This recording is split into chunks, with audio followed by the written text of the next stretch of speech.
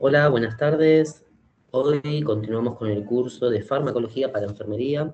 Nos encontramos en la unidad 1, precisamente en la clase 4, y seguimos avanzando. Ya con hoy estaríamos terminando esta primera unidad. El día de mañana estaría compartiendo el examen de la primera unidad, ¿sí? Recordemos que estos no son obligatorios, pero bueno, colaboran un poco en lo que es el aprendizaje y fijación de algunos conceptos que se han ido viendo en cada unidad, ¿sí? En principio, terminando la unidad 1, rinden ese examen. Ya el sábado que viene nos encontramos con la unidad número 2. Una vez terminamos cada unidad, tiene un examen. Después de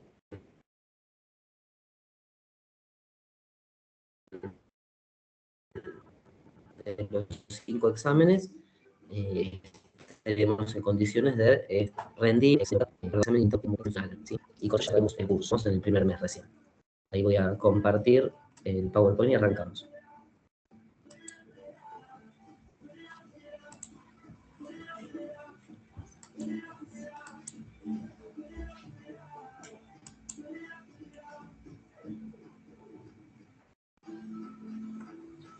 Bien, confírmeme si llega a ver el PowerPoint. Lo voy a poner en grande mejor. Sí, profe, igual ahí se ve re bien. Confírmeme. Bárbaro, perfecto.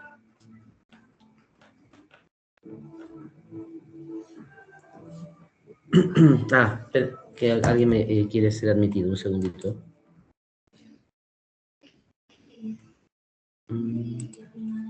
Ahí está.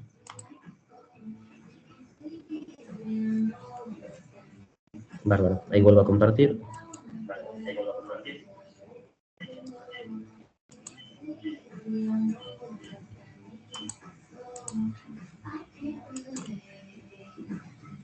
Y pongo en pantalla completa. Bueno, la clase de hoy es la clase, volviendo a ponernos un poco en contexto, porque ahí entró alguien a la cursada.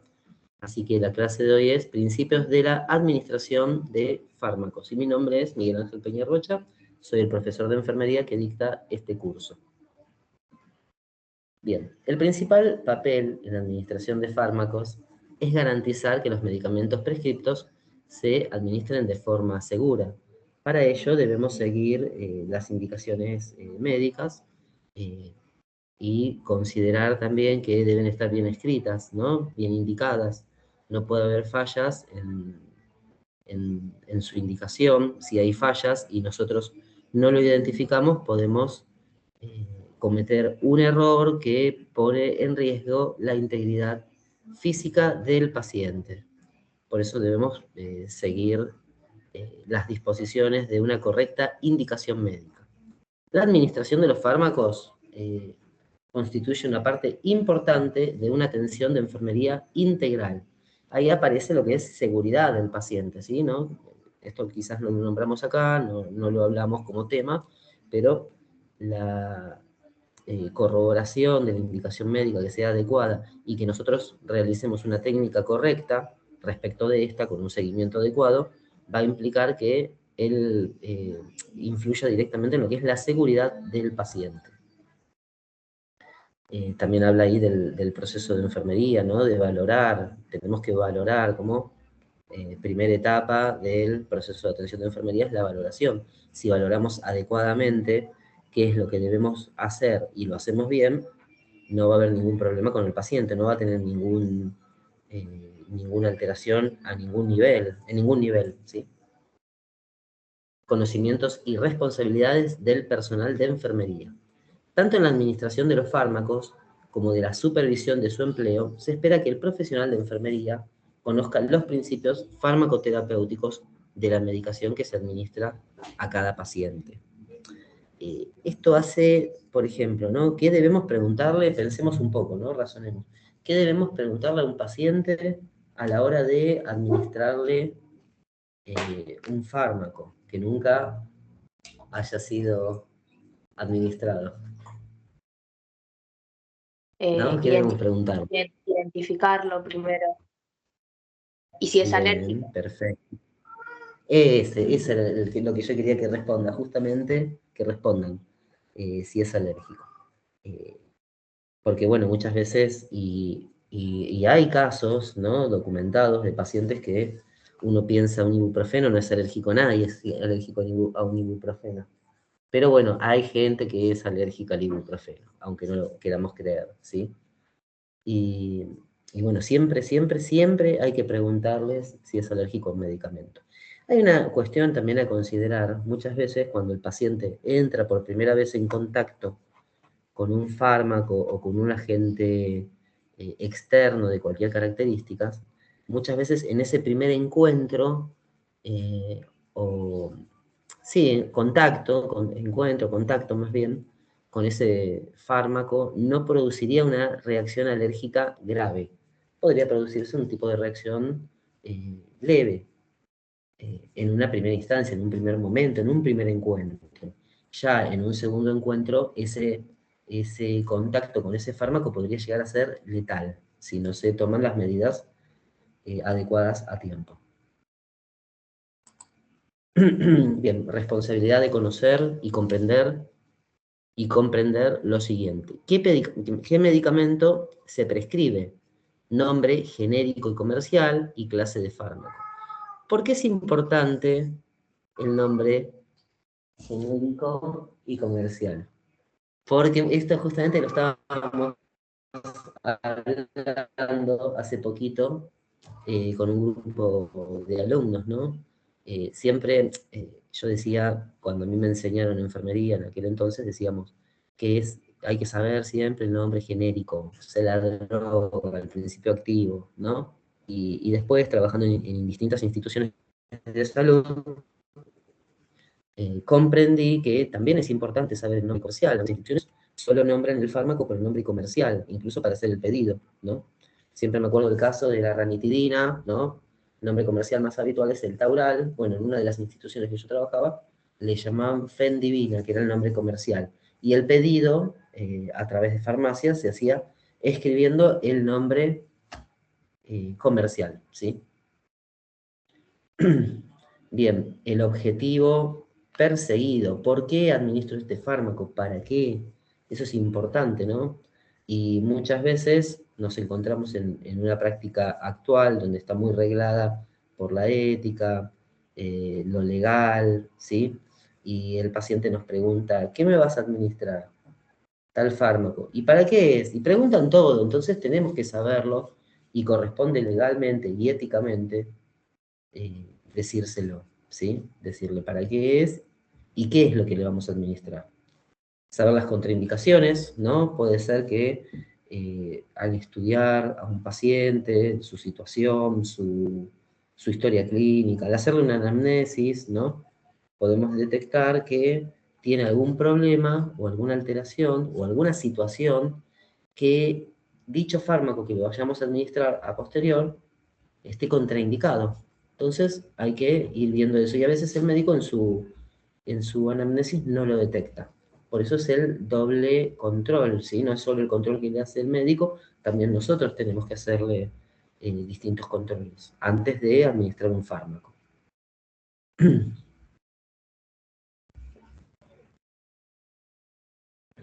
Consideraciones especiales.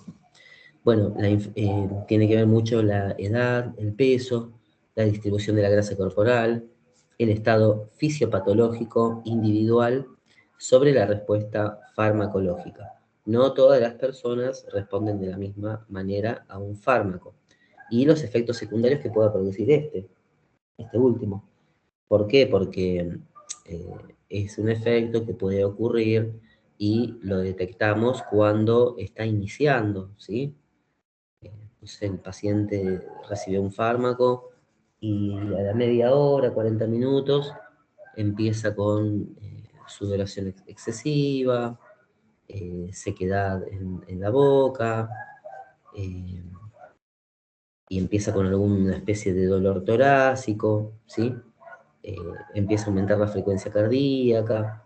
Entonces podemos inferir que está ante una situación de que se está produciendo algún efecto adverso, un efecto secundario, posterior a la administración del fármaco. Si quieren comentar algo, pueden escribirlo también, si no tienen ganas de hablar, no hay problema, ¿sí? Pueden escribirlo y yo cada tanto voy Sí, sí, no sacando. sé. Igual Bárbaro, estaba gracias. súper claro, así que bien. Estas son Bárbaro, cosas que gracias. encontramos siempre en el prospecto de los medicamentos, está todo esto. Claro, tal cual. Sí, sí.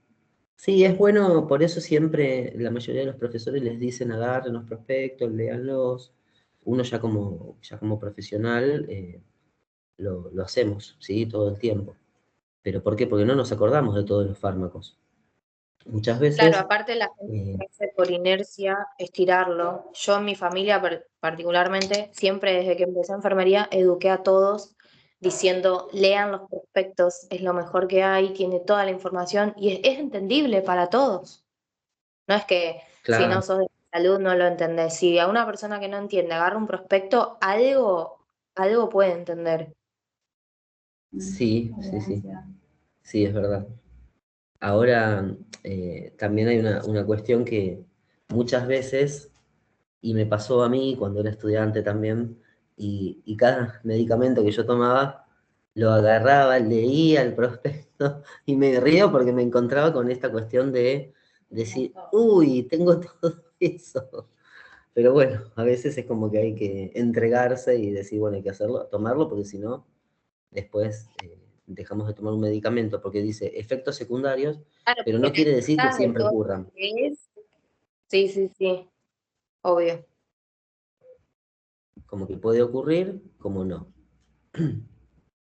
Bien, continuando con lo de responsabilidad de conocer y comprender, ¿no? ¿Por qué se ha prescrito este medicamento para este paciente en particular? Cuestiones que debemos como preguntarnos un poco, ¿no? ¿Cómo se dispensa el medicamento en la farmacia?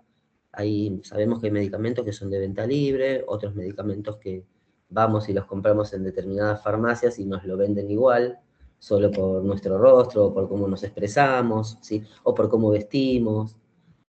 Pero bueno, no tendría que ser así.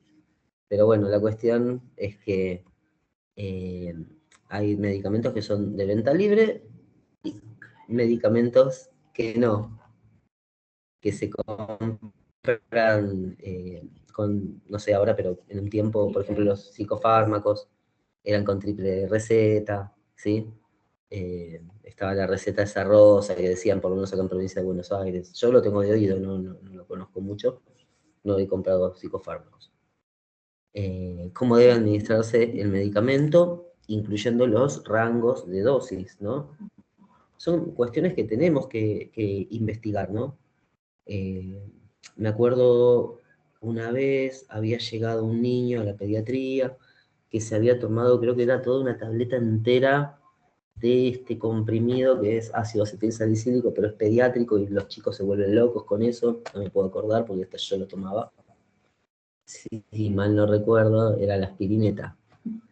Y, y bueno, era como que se había tomado todo el blister entero. Y era como para los padres, bueno, estaban mal, pobres, pero después investigando, no me acuerdo exactamente si era ese fármaco, pero bueno, ahora como que me entró la duda, pero no importa. Cuestión que busqué, porque el pediatra tampoco sabía, lo busqué, lo googleé en ese tiempo, pero en una página que era oficial, no era cualquier página. Y la cantidad de comprimidos que había tomado ese niño por la cantidad de miligramos que había tomado, no era una dosis tóxica. O sea que, y por la edad y por el peso, ahí está, por el peso. No era una dosis tóxica, o sea que no corría en riesgo la vida de ese niño. Pero bueno, todo eso se investigó en el momento, ¿no? Incluso hubo que llamar a un hospital que se encarga del tema de la toxicología también. Es Sí, el otro día me enteré de eso. Me dijeron que hay que llamar al Gutiérrez. ahí está el Gutiérrez, sí. Iba a decir el Pedro Elizalde, pero no, es el Gutiérrez. Así que hay otro hospital, no me acuerdo si el Garrahan creo que también se ocupa de ese tema. Pero bueno, nada. Así que bueno, son esas cuestiones que muchas veces no podemos resolverlas en el momento, pero hay que llamar a otros profesionales u otros centros de derivación. Bien, ¿cómo se debe administrar el medicamento? También tenemos que estar seguros. Hay medicamentos que no estamos seguros, sobre todo en tiempo, ¿sí? Hay una cuestión hace muy poco que lo estábamos hablando con una compañera de trabajo, precisamente con mi jefa, y ya lo habíamos visto en distintas reuniones que nosotros tenemos de Comité de Control de Infecciones. Y hay una parte de ese comité donde se habla específicamente, es el PROCIRA. Tiene que ver con el uso adecuado de los antibióticos, ¿sí? Entonces nosotros como enfermeros tenemos la base, siempre estamos estudiando cómo administrar, qué vía, qué tiempo de infusión, para eso vemos cálculos como lo que es el factor goteo. Y generalmente un antibiótico lo pasamos entre 30 y 60 minutos. Eso es lo que nos han enseñado históricamente a todos los enfermeros. Corríjame usted, Karen, o Mavi, escriba si quiere, No, si le sí, han sí, enseñado sí. de esta forma. 30 minutos, en lo posible 30 minutos, siempre. Pero bueno, si dependiendo del caso pueden ser 60. Bien. Después hay también, ay, perdón, estoy con tos. Hay algunos casos específicos donde hay administración de 2 horas, ¿sí? Por ejemplo, la vancomicina. Y hay otros fármacos que habitualmente se administran entre 30 y 60 minutos, pero por alguna cuestión específica se indican también que se pasen en 2 horas, que es como contrario a lo habitual, pero se hace. Entonces, eso tiene que ver con el uso adecuado de los antibióticos también. Así que bueno, esto como para tener en cuenta esto del tiempo, ¿no? Cómo se debe administrar, los rangos de las dosis y el tiempo. ¿Qué aspectos del proceso de enfermería relacionados con la medicación pueden aplicarse a un paciente, ¿no? Valorar, ¿no? ¿Qué valoro? La vía de administración es adecuada, si es endovenoso tengo una vía, la vía es adecuada, está bien colocada, no está infiltrada, ¿sí? No hay complicaciones para colocar una vía si debo hacerlo nuevamente. Entonces ahí ya estoy prácticamente diagnosticando, ¿no? Vamos a hacer un diagnóstico de enfermería, pero bueno, como para tener en cuenta. Y a lo último, cuando termino de administrar el medicamento, vuelvo a evaluar qué efecto ocurrió tras la administración del fármaco. Supongamos un paciente que está con fiebre, le administro un antipirético y ahí tengo que reevaluar qué ocurrió, ¿sí? ¿Logré bajar la fiebre con el antipirético? ¿Únicamente usé antipirético o usé otros medios también? Pues puedo combinarlo, no es necesario solamente solamente un fármaco podría combinarlo con medios físicos, fármacos. También puedo probar con medios físicos si logro bajarle el, la temperatura. Si logro bajarle la temperatura con medios físicos y si se me va de las manos, pasan los 38, bueno, recién ahí podría administrar el antipirético. Bien, reacciones farmacológicas potencialmente mortales. Bueno, puede haber necrólisis epidérmica tóxica, síndrome de Steven-Johnson, son patologías que son reacciones a determinados fármacos, ¿sí? Que pueden producir la muerte en el paciente.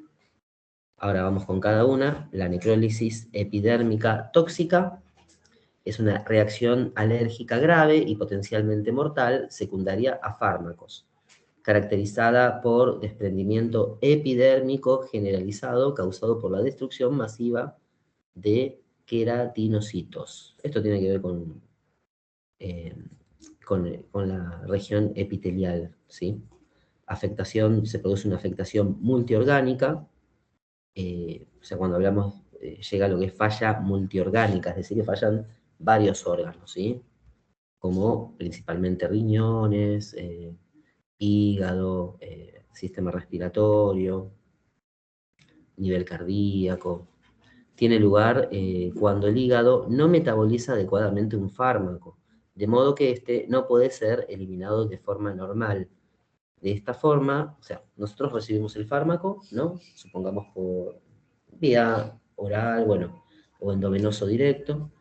El hígado, por alguna situación, ya sea patológica, o alguna cuestión de intoxicación por un medicamento, no llega a metabolizar. ¿Qué es metabolizar? Es transformar el fármaco de su principio activo a una función que va a permitir que produzca el efecto deseado.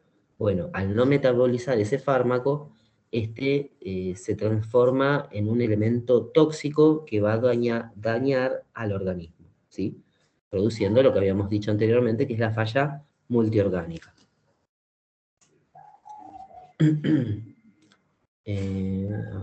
Sí, continuamos con necrólisis epidérmica tóxica. Se asocia al uso de algunos anticonvulsivos, como la fenitoína o la carbamazepina, ¿sí? A la asociación de antibióticos, como que son la trimetopina sulfametosazol, más conocido como Bactrim, el nombre comercial, ¿sí? Y a otros fármacos, pero puede suceder con cualquier fármaco de venta con o sin receta, incluso el ibuprofeno. O sea, nos damos cuenta que no es tan fácil tampoco tomar cualquier fármaco porque se nos ocurre, ¿no?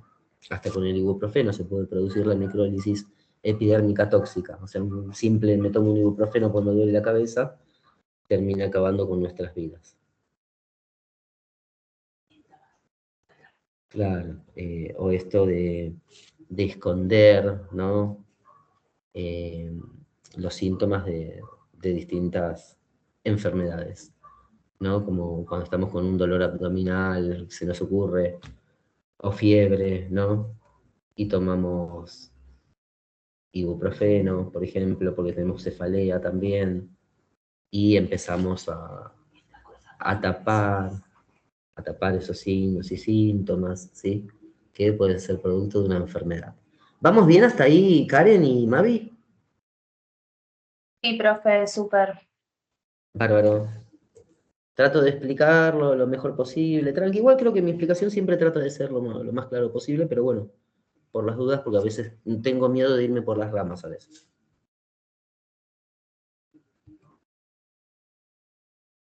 Bien, la otra patología es el síndrome de Stevens-Johnson, causado generalmente por el mismo tipo de fármaco que la otra patología.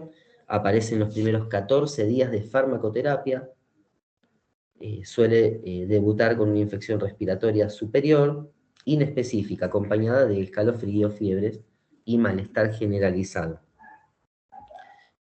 Luego van a aparecer, eso es la primera etapa, ¿no? Esto de las fiebres, problemas respiratorios. Después, en una segunda etapa, aparecen lesiones vesiculares generalizadas y hay un desprendimiento de un 10% de la piel, parecido al anterior, que también había desprendimiento del epitelio. Es como escamas, ¿no? Que se van liberando como parte de la piel, como, bueno, no quiero hacer el ejemplo de las serpientes que cambian su piel, pero bueno, esa sería más o menos la idea.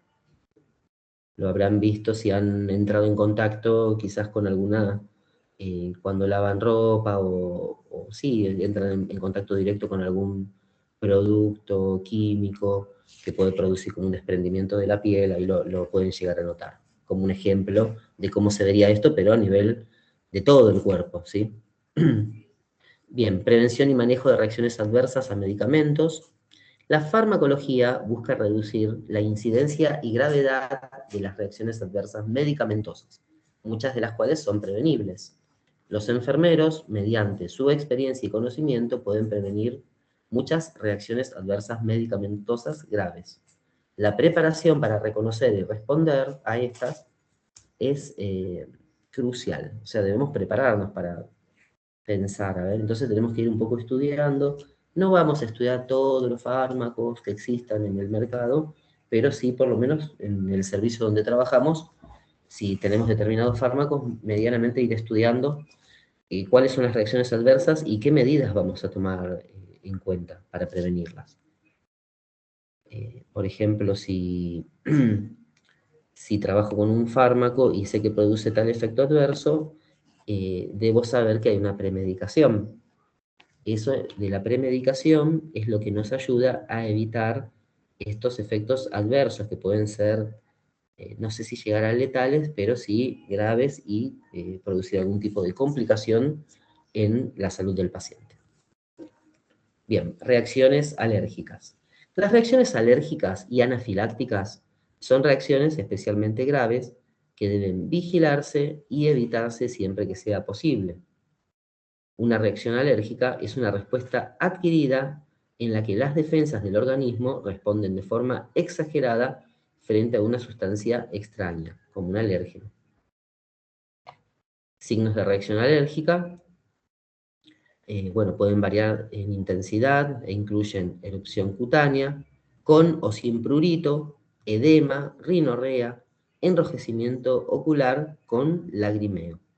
Si se descubre que el paciente es alérgico a un producto, es responsabilidad del enfermero revisar, avisar a todo el personal sobre la alergia. Eso debe documentarse en la historia clínica y se debe escribir en la hoja de medicamento, en la indicación médica, ¿sí? Ahí se escribe alérgico a, se pone el medicamento al que es alérgico. Muchas veces ya el médico en su anamnesis, en su primera valoración, y al realizar la indicación médica ya lo deja escrito, lo deja consignado. Alergias medicamentosas, importancia de la comunicación. Las alergias medicamentosas deben comunicarse al médico y al farmacéutico para que pueda revisar el tratamiento farmacológico y se evalúen las sensibilidades cruzadas entre distintos productos farmacológicos. Anafilaxia, manifestaciones clínicas y manejo. La anafilaxia es una reacción alérgica grave. Se caracteriza por una liberación sistémica y generalizada de histamina y otros mediadores químicos de la inflamación que pueden conducir a un shock potencialmente mortal. Este sería el shock anafiláctico, precisamente, ¿sí? Síntomas como la disnea aguda y la súbita aparición de hipotensión o taquicardia tras la administración de un fármaco son indicadores de anafilaxia. Esto requiere un tratamiento inmediato. Comprobaciones en la administración de fármacos. Bien, la clásica regla de los 5 aciertos, o sea, los 5 correctos, ¿no? Constituyen la base práctica de una administración segura de los medicamentos. Profe, la anafilaxia, entonces, ¿es la intoxicación por un fármaco? Claro, en realidad la intoxicación por un fármaco es lo que va a producir a posterior la anafilaxia, el shock anafiláctico. O sea, pues la intoxicación no necesariamente lleva a una anafilaxia, pero puede llevar a una anafilaxia. No sé si se entiende. Sí, sí, listo. Bárbaro. Bien, esto está un poquito más evolucionado, no sé si después lo nombro, pero no, me quedé con los 5 nada más. Pero bueno, sabemos que hay más, ¿sí? Están los 10. Hay bibliografía que habla de los 15. Y hasta he leído... Los cinco correctos y los 4 yo creo que eran. Claro, sí, sí, también, ese es como un agregado. Pero bueno, ahí está la regla de los 5 correctos. Los 10, me están comentando que hay bibliografía que habla de los 15. Yo creo que hasta había visto una de los 20. Y yo siempre en forma de chiste digo los 1.000.000 de correctos, porque miro todo. Imagínense, yo me Sí, acuerdo en mis mal. tiempos de asistencial, yo hacía esto, es una locura. Y si tengo que atender a un paciente, lo sigo haciendo. Abro la ampolla, la apoyo antes de cargarla, la voy a cargar, la vuelvo como es, a corroborar. La cargué, corroboro la ampolla, la dejo ahí, voy a administrar, le pregunto el nombre del paciente, corroboro la vía, la hora, la indicación, de nuevo todo. Vuelvo a ver la ampollita, sí, pero así a lo loco. Lo administro, después de administrarlo, ya le había preguntado cómo se llama, le vuelvo a preguntar cómo se llama. Voy a dejar todo en la bandeja ya para descartar los elementos, ¿no? Después de eso vuelvo a ver la ampolla y no tiro la ampolla hasta que termino de corroborar que el paciente no haya tenido ningún efecto adverso que le pueda producir algún problema de salud. Y ahí ya conté un montón de Sí, correctos. la verdad que sí. Es como un talk ya. Sí, en realidad creo que sí. Sí, sí, es un top. Bien, paciente correcto. medicamento correcto, dosis correcta, vía de administración correcta y momento de administración correcto. Este igual lo voy a tener que modificar para que figuren por lo menos los 10. Comprobaciones. Comprobación 1, antes de preparar el fármaco. Comprobación 2, después de preparar. Bueno, es más o menos lo que estaba diciendo yo. Lo que pasa es que esto lo dice en una bibliografía, que es la bibliografía consultada, con la que preparé esta clase, ¿no? Pero yo lo hacía de forma La natural. bibliografía de Miguel Ángel Penarro. Sí, tal cual, tal cual. Bien, bueno, comprobación 2, después de preparar el fármaco. Comprobación 3, antes de administrar el fármaco. Comprobación 1, antes de preparar el fármaco. Verificar el nombre del paciente, el nombre del fármaco, la dosis, la vía de administración, la frecuencia y el momento de administración. Y compruebe las alergias del paciente. Esto siempre es indispensable. Comprobación 2, después de preparar el fármaco. Verificar el nombre del paciente, el nombre del fármaco, la dosis, la vía de administración. Y justo iba a decirlo, pero ahí lo dice, es comprobar la fecha de caducidad o de vencimiento del fármaco. Justamente iba a decir eso, que hasta ahora no lo habíamos nombrado. Comprobación 3, antes de administrar el fármaco. Verificar el nombre del paciente, el nombre del fármaco, la dosis, la vía de administración, verificar que el fármaco esté correctamente etiquetado con el nombre del paciente. Sí, eso también es importante porque muchas veces preparamos medicamentos en una bandeja y le ponemos el número de cama, debiéramos poner el número de cama, nombre, bueno, todo, ¿no? Hora de administración y la vía, ¿sí? Para evitar errores. Esto hace la seguridad del paciente. En pediatría, por ejemplo, preparábamos, no sé, algún jarabe de algún medicamento, supongamos un antibiótico, en una jeringuita. Entonces yo ponía todos esos datos que les acabo de nombrar. ¿Cuál era el problema? En una jeringuita puede pensarse que es endovenoso, porque está en una jeringuita. ¿Qué es lo que hacía no pensar que sea endovenoso? Que no tenía aguja. Si tenía aguja, era endovenoso. Si no tenía aguja, era vía oral. Justamente hoy con una colega estábamos hablando de un problema que una vez hubo, esto me lo contaron, ¿no? Le había dejado la enfermera, le había dejado una jeringa a una mamá con un líquido rosado, ¿no? Era para bañarse el paciente, porque era clorexidina jabonosa. Entonces, como estaba en una jeringa, ¿qué hizo la madre? Se la dio al niño. Se lo dio, exactamente, vía oral. Y así es que ese niño terminó con una falla multiorgánica. Así que, a ver, un segundito. Un segundito, ¿sí? Sí, profe. Deme un segundito. Ahí va a hablar alguien, ¿eh?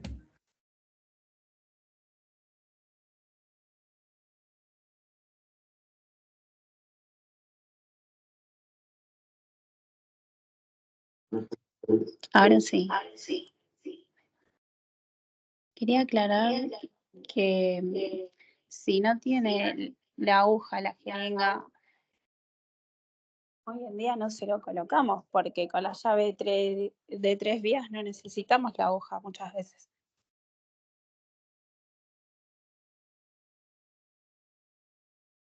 Bien, sí, claro. Es que es como una regla. Lo que pasa que ahí, ¿cuál fue el problema? Que, a ver, espera que voy a poner la cámara un segundito. El problema La falta de... justamente... diga, Karen, perdón. No, que la falta de comunicación fue el problema. Claro, porque vieron que siempre decimos, ¿no? Enfermería es un todo, se trabaja, no trabajamos solamente con, sobre todo en pediatría, trabajamos con, bueno, por ejemplo, podríamos decirle binomio, ¿no? Pero con la familia y con el niño. Y la mamá, que no es un profesional de la salud, no tiene por qué saber que si le doy una jeringa sin aguja, ¿sí? Era una jeringa sin aguja lo que se le dio. Entonces, podía ser un medicamento. Y el ibuprofeno, jarabe mayormente, es de color rosa. No es celeste, amarillo, violeta. Es rosa. Coincide exactamente con el color de la clorexidina. Mavi, ¿quería decir algo?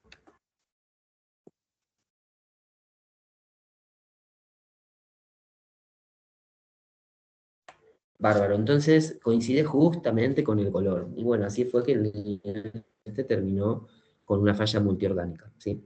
Internado, y bueno, después no sé en qué terminó esa situación. Pero bueno, son casos que vienen siempre bien traerlos a colación para estas charlas, para estos encuentros, ¿sí? Así que bueno, ahí continúo presentando.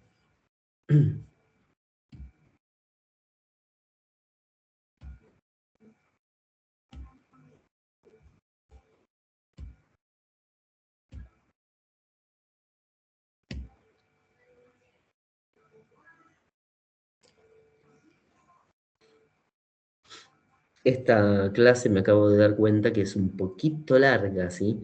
Porque tiene, me río porque esto lo modifiqué después, pero tiene 64 slides. Vamos por el 20. Es un poquito larga porque yo en ese tiempo preparaba las clases así. Después lo fui modificando y ahora hago 45 slides, 50 como mucho, pero estas ya eran el tiempo que las preparaba como un poquito largas, ¿sí? Un poquito más de contenido. Así que, bien, comprobación 3 antes de la administración, de administrar el fármaco. Verificar el nombre del paciente, el nombre del fármaco, la dosis y la vía de administración. Verificar que el fármaco esté correctamente etiquetado con el nombre del paciente. Bueno, esto ya lo habíamos dicho. Cumplimiento terapéutico y éxito de la farmacoterapia. El cumplimiento terapéutico es un factor fundamental en el éxito de la farmacoterapia. En el ámbito de la farmacología, el cumplimiento terapéutico consiste en tomar un medicamento en la forma prescrita por el médico. El incumplimiento abarca desde no tomar la medicación hasta no tomarla en el momento oportuno o de la forma adecuada. Es ahí donde, bueno, tenemos enfermería interviene directamente. Intervenimos directamente, verificando que el paciente tome el medicamento. No podemos dejarle el comprimido en la mesa y que lo tome después. Bueno, esto igual ya lo sabemos porque ya estamos ahí. Los que no se recibieron ya se recibieron. O están ahí a nada. Los que toman este curso, quiero decir, ¿no? Desafíos en administración de fármacos en pediatría.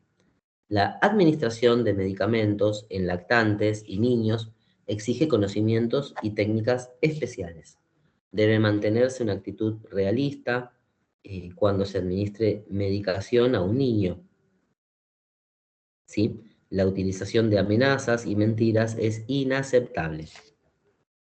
Esto me acuerdo siempre, teníamos que pinchar a un niño, no me acuerdo si intramuscular o endovenoso, pero bueno, tenía que ver con una medicación con una vía parenteral. Entonces, como el niño estaba preocupado, las mamás, la mayoría de las mamás les decían, no te va a doler todo el tiempo. Y en realidad le terminaba doliendo porque es un pinchazo, es inevitable el dolor. Entonces yo muchas veces le decía a las mamás, no, no le mienta, sí va a doler, y yo le explicaba al niño, es un pinchacito, vamos a decir que es un mosquito, se pincha y ya está, te pido que no te muevas. Y le explicaba, obviamente con las palabras del niño también. A veces te entendían, a veces no, dependiendo de la edad también. Órdenes médicas y momento de administración.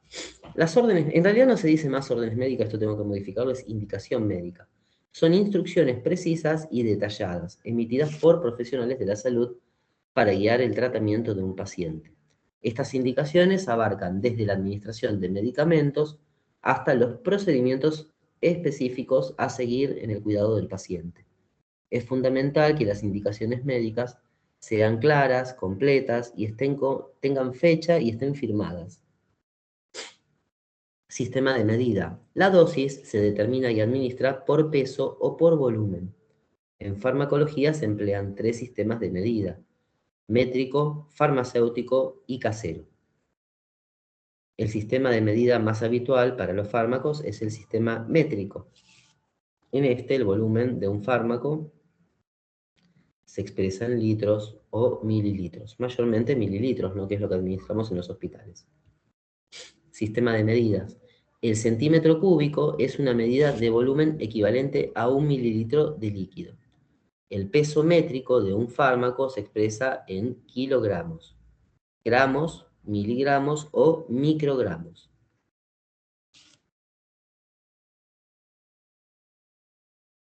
Vías de administración. Las 3 vías principales para la administración de fármacos son la enteral, la tópica y la parenteral, cada una de ellas con varios subtipos y todas ellas con ventajas y desventajas. Directrices en la administración de fármacos. Compruebe la orden médica y las alergias medicamentos. Un poco más de lo que vamos viendo, ¿no? Parecido a los 5 momentos, ¿sí? Lávese las manos y póngase guantes cuando sea preciso. Mantenga la asepsia durante la preparación y la administración de la medicación parenteral. Identifique al paciente preguntándole a él o a un familiar. ¿Qué cosa hay que preguntar? Nombre completo. Se puede comprobar la pulsera, también si es que la tiene. Hay instituciones que no la tienen, otras que sí.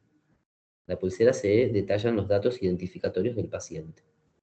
Esto hay que constatarlo con la hoja de medicación o la indicación médica. Continuamos con las directrices en la administración de fármacos. Pregunte al paciente las alergias conocidas. Informe al paciente el nombre del fármaco y la técnica de administración. Coloque al paciente en una posición apropiada para la vía de administración. Y en el caso de fármacos enterales, ayude al paciente a sentarse.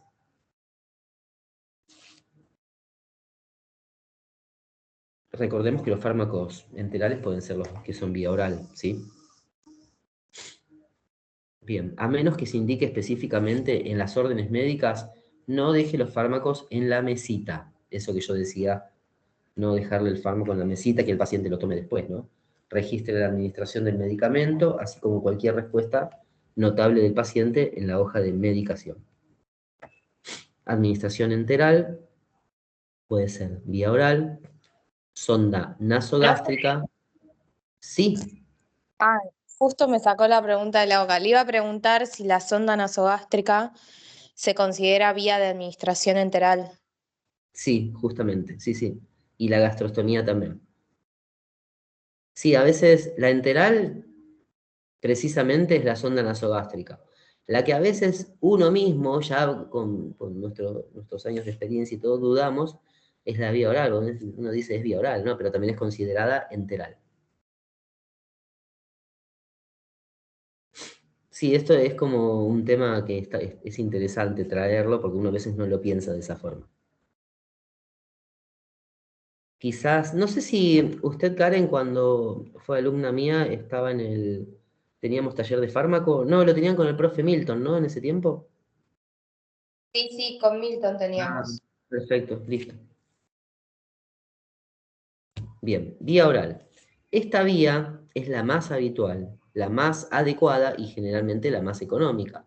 También se considera la vía más segura, ya que no se compromete la barrera cutánea y en caso de sobredosis puede retirarse la medicación que permanezca en el estómago mediante la inducción al vómito. Los preparados orales están disponibles en comprimidos, cápsulas, formas líquidas. Los medicamentos administrados por esta vía aprovechan la extensa superficie de absorción de la mucosa oral, gástrica e intestinal. Comprimidos y cápsulas. Los comprimidos y las cápsulas son las formas de presentación más frecuentes. Los pacientes las prefieren frente a otras vías o presentaciones debido a su fácil empleo. En algunos casos, los comprimidos pueden fragmentarse para obtener una dosis más individualizada. Esto de la vía oral, después no sé si habla de jarabes, no estoy seguro. Pero bueno, me acuerdo siempre, esto igual es medio anecdótico, un poco tragicómico, pero siempre, hay muchas veces hay niños, en pediatría ocurre esto, ¿no? Que no quieren tomar el medicamento porque no les gusta, porque no toman vía oral, y las mamás lo acostumbran así, las madres o los padres, ¿no? Y, y pasa que a veces un niño que no toma un ibuprofeno para bajarle la fiebre, hay que terminar pinchándolo, porque no está acostumbrado, porque no quiere, porque no le gusta tomar el jarabe. Esas son un poco las desventajas de que no quiera tomar el medicamento el niño por vía oral. Metabolismo de primer paso, una barrera hepática. Los medicamentos administrados por vía oral se absorben en el estómago y el intestino delgado, pero antes de llegar a sus órganos diana, deben pasar por el hígado. El órgano diana se entiende qué es, ¿no? Sí, profe, es el órgano donde va a actuar el fármaco. Bien, perfecto. Este órgano realiza un proceso llamado metabolismo de primer paso, donde algunas sustancias se inactivan o modifican enzimáticamente. Es lo que habíamos dicho del el hígado, ¿no? Que hace un metabolismo o metaboliza los medicamentos. Esto significa que una parte significativa del fármaco puede metabolizarse antes de alcanzar la circulación sistémica, reduciendo su biodisponibilidad y afectando su eficacia. Administración enteral, forma farmacéutica, comprimidos, cápsulas o forma líquida. Bueno, esto no lo voy a leer porque, bueno, es cómo administrar un comprimido. Ya, a ver qué dice, valorar el nivel de conciencia, bueno, eso es importante. Si no consideramos el nivel de conciencia, puede producirse una broncoaspiración por querer darle un medicamento vía oral a un paciente que no está en condiciones de tomarlo. Bien. Bueno, después el resto no lo leo porque no es importante, porque bueno, es darle un comprimido a un paciente. Metabolismo de primer paso. Los medicamentos administrados, este ya creo que lo repetí, ¿no? Ah, sí.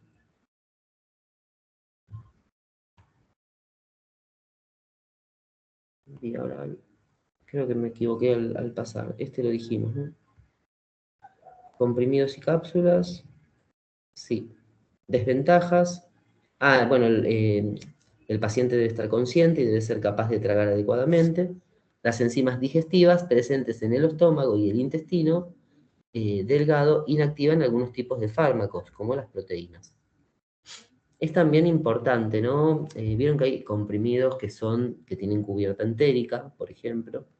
Esos comprimidos deben, no debieran, a pesar de que a veces lo hacemos, eh, ser triturados o pasados por el mortero, ¿sí? O incluso mordidos por el paciente. O hay pacientes que no pueden tragar un comprimido, entonces lo muerden, ¿sí? O lo trituran con un mortero.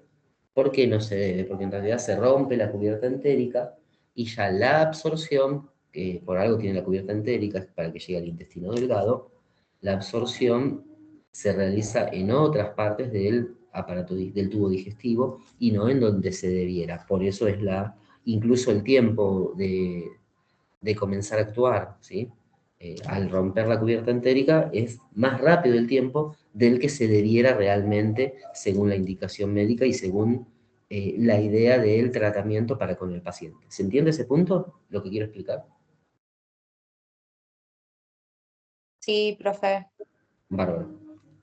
Y esto se los digo ya por experiencia propia mía, porque yo no, Miguel Peñarrocha no puede tomar un comprimido, yo lo tengo que morder, sí o sí. Pero bueno, es la forma de poder tomar el medicamento. Bien. Esto sí lo habíamos dicho. Administración, el anterior era la administración enteral, continuamos, porque el otro era comprimidos, cápsulas, forma líquida, así como los jarabes. Administración enteral, bueno, valorar el nivel de conciencia del paciente. Esto igual para que lo lean después. Sublingual, también siempre valorar el nivel de conciencia debajo de la lengua del paciente, dejar que absorba ahí. Administración enteral, nasogástrica, ¿no? Y gastrostomía.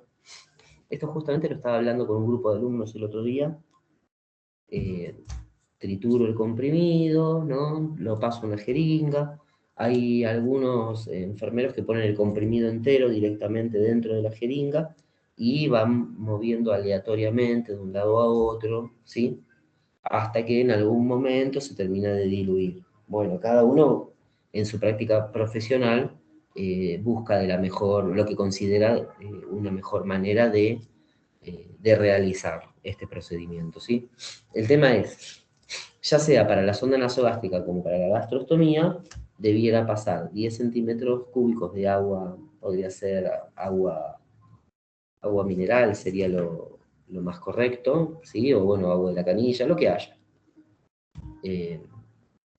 Eso por un lado, y después se pasa el medicamento, y después de pasar el medicamento, se vuelve a pasar otros 10 centímetros cúbicos de agua. ¿Sí? ¿Se entiende? Está ahí. Esto igual es habitual, es parte de la práctica habitual. De esta forma evitamos que se tape la sonda. La sonda no sería tanto, se recambia y ya está. El tema es la gastrostomía, ¿no? Que muchas veces implica un procedimiento quirúrgico. Bien, administración oral y sublingual. En la administración bucal y sublingual, el comprimido no se traga, sino que se deshace en la boca. La mucosa de la cavidad oral está muy vascularizada, lo que la convierte en una excelente superficie de absorción para ciertos fármacos. Los medicamentos que se administran por esta vía no se exponen a las destructivas enzimas digestivas ni sufren el metabolismo de primer paso hepático, porque pasan directamente al torrente sanguíneo. Acá estaría, ¿no? Administración por vía sublingual. Administración por sonda nasogástrica y gastrostomía. Una sonda nasogástrica es un tubo suave y flexible que se inserta a través de la nasofaringe y cuyo extremo descansa en el estómago. Una sonda de gastrostomía se introduce directamente en el estómago del paciente mediante cirugía. Ahora voy a pasar, justo ayer hubo un caso de prácticas donde le colocaron una sonda a un paciente, una sonda K108. Ahí lo paso al grupo de farmacología para que vean la plaquita que le hicieron al paciente. Está en el WhatsApp. Después mírenlo, ahora no hace el tema, pero vean Bueno, cómo gracias. se enroscó de tal forma, no se terminó de hacer un nudo, pero se podría haber hecho un nudo, que sería terrible después para poder retirarlo. Y eso lo detectaron en la placa. Así que qué importante, ¿no? Es considerar muchas cuestiones como esto. Pero bueno, eso es como anecdótico a lo que es la sonda nasogástrica. Esa era una K108. Bien, administración tópica. Los fármacos tópicos son aquellos que se aplican en la piel, en el revestimiento mucoso de ojos, oídos, nariz, tracto respiratorio, tracto urinario, vagina y recto. Las aplicaciones tópicas incluyen preparados dermatológicos, instilaciones e irrigaciones, inhalaciones. Preparados dermatológicos, fármacos que se aplican sobre la piel. La vía tópica más usada es la piel, ¿no? La vía tópica. Las formas de presentación incluyen cremas, lociones, geles, polvos y aerosoles. Instilaciones e irrigaciones, fármacos que se aplican en las cavidades u orificios corporales, como los ojos, oídos, nariz, vejiga urinaria, recto y vagina. Inhalaciones, fármacos que se aplican en el tracto respiratorio mediante inhaladores, nebulizadores o dispositivos de presión positiva. La indicación más frecuente para este tipo de fármacos es la broncoconstricción secundaria a bronquitis o asma. Administración oftálmica. La vía oftálmica se emplea para tratar trastornos locales del ojo y las estructuras circundantes. Entre las indicaciones más frecuentes se encuentran la sequedad, las infecciones, el glaucoma y la dilatación de la pupila durante la exploración ocular. Administración parenteral. La vía parenteral permite administrar fármacos mediante una aguja en las distintas capas de la piel, el tejido subcutáneo, los músculos o las venas.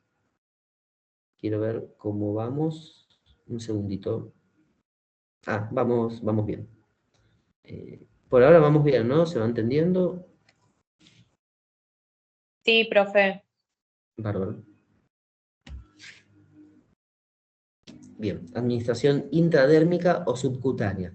Los fármacos pueden inyectarse de forma intradérmica o subcutánea. La principal diferencia entre ambas es la profundidad de la inyección.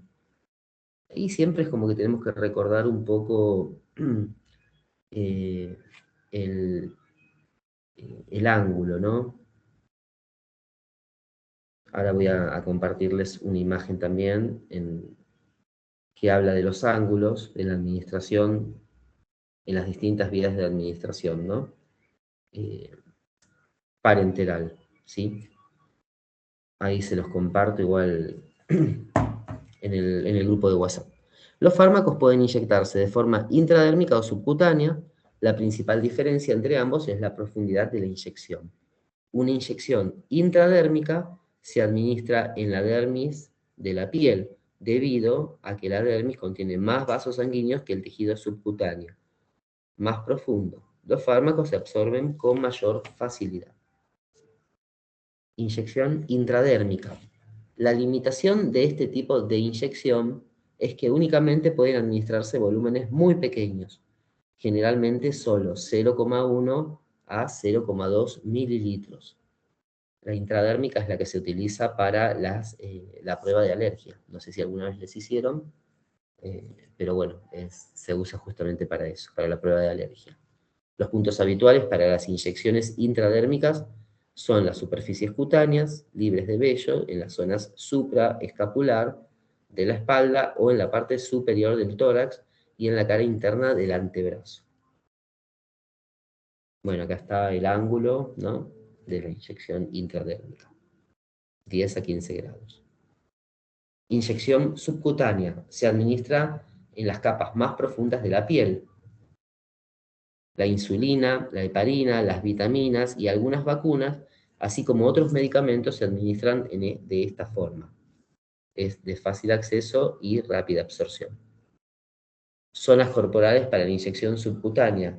Pueden ser cara externa de los brazos, por encima del tríceps, 2/3 medios de la cara anterior de los muslos, áreas subescapulares de la espalda, área abdominal por encima de las crestas ilíacas y por debajo del diafragma, a una distancia de 2,5 a 5 centímetros del ombligo. Y acá está un poco graficado lo mismo que acabamos de decir. Selección del sitio de punción subcutánea, ¿no? Zona periumbilical, tercio medio del brazo, tercio medio de los muslos, zona dorsal y zona ventrodorsal, glútea. Esas zonas de la parte posterior no las usamos nunca, pero bueno, vale la pena tenerlas en consideración también, en el caso de necesitarlas. Vía subcutánea. Las dosis administradas por esta vía son de pequeño volumen, generalmente 0,5 a 1 mililitro. Para la insulina, sin embargo, la rotación debería realizarse dentro de una misma zona anatómica, para asegurar una absorción uniforme y mantener niveles de glucosa constantes. Acá está la vía subcutánea, ¿no?, con un ángulo de 45 grados. Administración intramuscular. Una inyección intramuscular implica la administración de medicamentos en músculos específicos. Dado que el tejido muscular está ricamente vascularizado, La medicación pasa rápidamente a los vasos sanguíneos y al inicio de la acción, y el inicio de la acción es más rápido que con otras vías de administración como la oral, la intradérmica o la subcutánea. Administración intramuscular. La estructura anatómica del músculo le permite recibir un mayor volumen de medicamento que la región subcutánea. Así, un adulto con los músculos bien desarrollados puede tolerar sin peligro hasta 4 mililitros de medicación en un gran músculo, aunque se recomienda administrar de 2 a 3 mililitros. Y en el deltoides no debería recibir más de 1 mililitro. Acá está administración intramuscular con un ángulo de 90 grados. Administración intravenosa. Los medicamentos y líquidos intravenosos se administran directamente en el torrente circulatorio, de forma que el organismo puede hacer uso de ellos inmediatamente. La vía intravenosa se emplea cuando se busca un inicio de la acción muy rápido. Los medicamentos intravenosos eluden el proceso enzimático del sistema digestivo y el efecto del primer paso hepático, porque van directamente al torrente sanguíneo. Tipos básicos de administración intravenosa. Tenemos infusiones de grandes volúmenes, bolo intravenoso e infusión intermitente. Infusiones de grandes volúmenes para la reposición, el mantenimiento o la complementación de líquidos. Por ejemplo, en una expansión, ¿no? Los fármacos compatibles pueden mezclarse en el mismo envase, suero, como el salino normal o el Ringer lactato. Ahí ya hay que estudiar un poco lo que hace la compatibilidad de los fármacos. No todos los fármacos son compatibles. Si no lo sabemos y justo combinamos dos fármacos, ¿no?, en un mismo Baxter, y hay un cambio de coloración, de características, se producen cristales, ¿sí?, que eso es precipitar, bueno, ese fármaco no podría administrarse. Cambio de olor, color, ¿no?, características físicas de los líquidos. Infusión intermitente. Son pequeñas cantidades de solución intravenosas administradas en paralelo con la infusión primaria o conectada con una llave en I. Es la llave de 3 vías, ¿sí? Ahora justamente hay una especie de, en el hospital donde estoy yo, hay una especie de recambio, de modificación respecto de la llave de 3 vías. Estamos pasando a lo que son prolongadores multipuerto. Esta se emplea para administrar medicamentos complementarios como antibióticos o analgésicos durante un tiempo breve. Bueno, muchas gracias. Esta sería más o menos el final de la clase. Ahí dejo de compartir. Sé que me excedí un poquito con los 64 slides. Ahí voy a poner la cámara un segundito. Ahí está. Traté de no detenerme en tantos detalles, pero bueno, básicamente es como una clase que apunta a recordar un poco, porque bueno, si bien hay gente que ya en el curso que ya están recibidos, hay otros que recién se reciben, hay algunos que están todavía en proceso, hay muchas cuestiones que quizás ya las conocen, y es un poco también a modo de recuerdo y repuntar o retroceder un poquito para tomar carrera y empezar a repensar lo que ya se viene, que ahora sí, ya creo, si mal no recuerdo, después me voy a fijar bien el tema, pero en la clase que viene ya entramos en temas de fármacos propiamente dichos. Sí, profe, gracias. Estuvo muy claro todo. Bárbara, muchas gracias, Karen. Bueno, ahí aplaude Mavi, muchas gracias. Así que bueno, gente, nos estamos encontrando el próximo sábado. Voy a ver si me doy tiempo y mañana estaría subiendo en el Classroom el examen de la unidad 1. No hace falta que lo hagan mañana mismo, porque sé que tienen la clase 1, 2, 3, 4 y quizás no vieron todas, pero bueno, la idea sería, yo mañana estaría subiendo la clase. ¿Y cuándo el examen, perdón? cuando ustedes puedan, lo hacen, con tiempo, no es obligatorio tampoco. Es más que nada para llevarlo a una instancia como de aprendizaje, o de repaso más bien. Genial. Buenísimo, profe. Muchas gracias. Que Bárbaro, tenga buen muchas gracias. Igualmente, gracias. Buen fin de semana. Chau, chau.